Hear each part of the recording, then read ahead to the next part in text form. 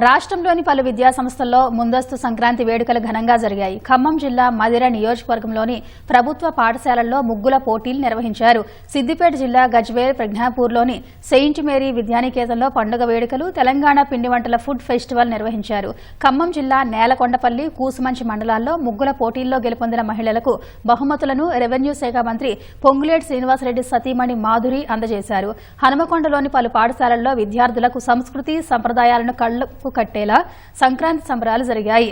మెదక్ జిల్లా నరసాపూర్లో విష్ణు ఫార్మసీ కళాశాలలో విద్యార్థులు సంప్రదాయ దుస్తుల్లో సాంస్కృతిక వేడుకలు నిర్వహించారు. రంగారెడ్డి జిల్లా వనస్థలీపురంలోని మిలీనియం స్కూల్లో పండుగ సంబరాలు ఘనంగా జరిగాయి.